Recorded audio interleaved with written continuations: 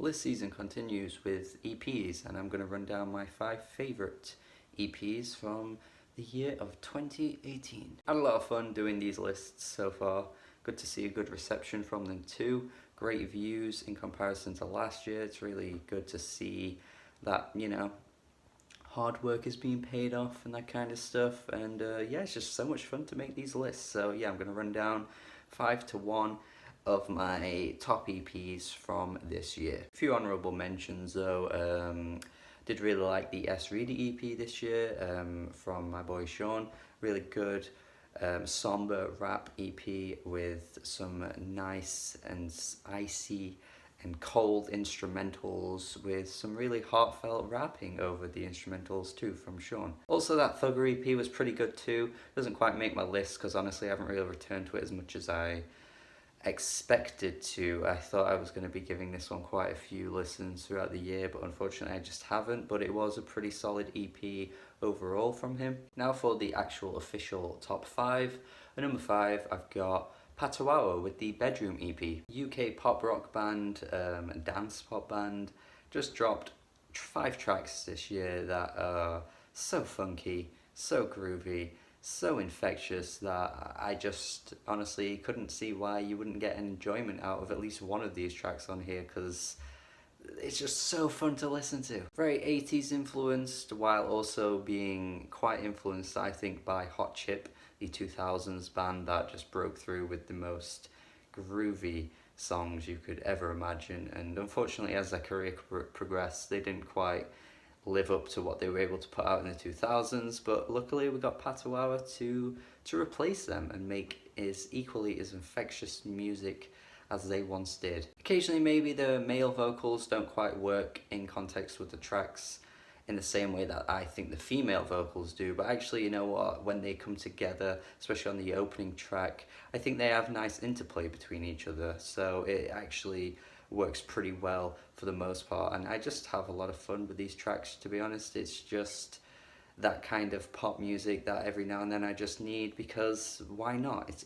You just gotta dance sometimes. Number 4, we got Ravyn Lenae with the Crush EP, one of the R&B highlights for 2018, in my opinion. I think R&B hasn't had like the best year, to be honest, but I do think Ravyn Lenae had a great EP here. Unfortunately that's kind of gone a bit overlooked. I could actually say that about most of these EPs on here, to be honest. A lot of these EPs that I'm regarding really good haven't actually gained that much traction throughout the year, and Ravyn Lenae had such a good R&B EP here with production from Steve Lacy and occasional vocals from him as well. Steve Lacy, in my opinion, has some of the best bass lines in the game right now, along with Thundercat, but unfortunately he is just the main focus of the band at the internet for me, whereas a lot of their music just falls in the background, but whenever his bass grooves crop up, they are the absolute highlights of all their songs. And when he puts them in context of other artists like Ravyn Lenae, who has such a great buttery flow to her vocals, it just matches this. It's just this perfect match, basically. Sticky is this really off-kilter, catchy as hell track, and 4-Leaf Clover is just a really nice duet between Steve Lacy and Ravyn Lenae. Honestly, just no real misses on this EP. I think it's such a good, catchy, little funky R&B EP, and I really think Ravyn Lenae has some potential to put out a great album in the future. Let's see what she does next year, but I am holding my hopes very high for her. Number 3, we got Dizzee Rascal with his Don't Gas Me EP. Talk about being overlooked. Holy shit, one of the biggest grime names to have ever happened in grime music. Puts out some of the best music he's put out in years, and critics just don't even like bat an eyelid. What the hell happened here? The title track Don't Gas Me is just balls to the wall, a fucking banger. Like, there is no other word to describe this. The bass on this track is so heavy, his rapping is on point, there are so many funny lines that he comes out with on this track too. And then later on in the EP, there are some really good guest features as well. We got Skepta on here, they put out a great track together. Some other R&B type vocalists crop up too, and they match really well. I think it's safe to say that Dizzee Rascal fans last year in 2017 were a bit disappointed with the album that he came back with, although I thought it was okay. But if you were disappointed with that album and you've ignored this EP, then you have done yourself a huge disservice, because this is everything that album should have been right here, you know, like a 5 or 6 track EP. It's so good. I mean, sure, he's not really got that same pop appeal anymore. He's not dropping tracks like Bonkers or Holiday or Dance With Me, but he's actually combining both of those worlds, the pop and grime world, together on this EP, and it comes out great. I think this is such a highlight for the year in music in general, not just for EPs. It's a real shame that people have slept on this. Make sure you give it a try and let me know what you think if you have heard it. And number 2, one of the best rappers of all time, honestly, I would say, Black Thought with his Streams of Thought Volume 2 EP with Salaam Remi on production. There are 2 Streams of Thoughts that came out this year, Volume 1, Volume 2. Volume 1 had Ninth Wonder on production. Honestly, I felt as though the production kind of fell in the background a little bit, and Black Thought was just rapping his ass off the whole way through, which was great to listen to, but it didn't really make for very exciting songs in my opinion. Whereas on this EP, we've got the best of both worlds. We've got Black Thought rapping just like he always is, great introspection as always, some really good topics and lyrical themes, you know, touching on religion on this EP, as well as many other things, you know, street crime and all that kind of stuff, and also really good production. Jazzy and soulful production makes for such a wonderful touch to this EP, and just makes for great songs all around, to be honest. You just get a better version of what was on Volume 1, in my opinion. Perhaps Black Thought's rapping was better on Volume 1, but in my opinion, I just get more enjoyment out of this EP overall. I do dive into the lyrical themes way more in the video that I put out, so do check out my review for that EP if you can, because honestly, I don't really need to go through all the lyrical themes once again here when I've already done it. But believe me when I say, this is some god tier rapping with stellar production all around, just a fantastic EP.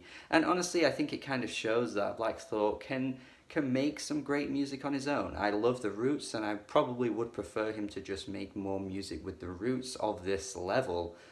But even still, if we're going to get this quality of music in his solo career, then I'm absolutely fine with that too. So yeah, you really can't go wrong here if you're a hip-hop head and you want some great rapping, rhyming, and great flows over some great beats. It's one of the best of the year. This is so good. My number 1 EP of the year, perhaps not really surprising to some people that watch me regularly, as I did rave about this EP in my review, and also I included it in a previous list a few weeks ago on my underrated albums of the year.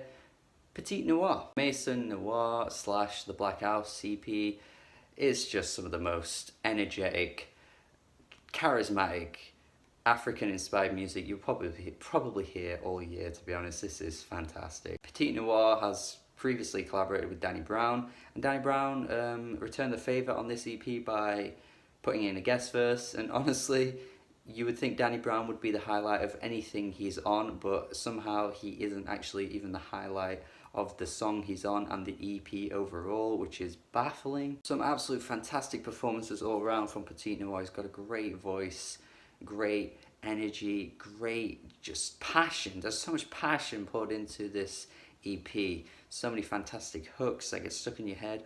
Like fire with fire. Bloom fire, bloom fire, bloom fire, bloom. I think musically this is crafted to almost near perfection. Occasionally, maybe some of the hooks go on a little too long, which is why I wouldn't like call this a perfect EP or anything like that. Just sometimes they get rammed into just a little bit, but when they're done well, they are absolutely on fire. Just, again, the performances all around, the music, the musicianship on this EP is fantastic, and I just don't get it. I mean, you get a Danny Brown feature, you would think that this would catch a little bit of traction at least throughout the course of the year. But unfortunately, I feel as though he's just kind of gone a little under the radar. But maybe in the future, when Petite puts out a full-length album, it could finally be his time to shine amongst more music people. But until then, at least try this EP out, please, because it's so good. I do feel as though as if you're, if you're gonna make an EPs list and this isn't on your EPs list, it's probably because you didn't hear it. But if you have heard it, then it will absolutely make your list because it's just that good. But yeah, do let me know your thoughts on this EP if you have heard it, and all the EPs that I mentioned prior, because they are all very good. Petite Noir is my #1 of the year for EPs. Great EP here. Great, fantastic music, and that's it. Hope you enjoyed this video. Hope you enjoyed previous lists that I've done this year, and let me know your thoughts on all of these EPs if you have heard them, and if you haven't, do give them a listen and let me know your thoughts afterwards too. Subscribe if you haven't already. Have a good day.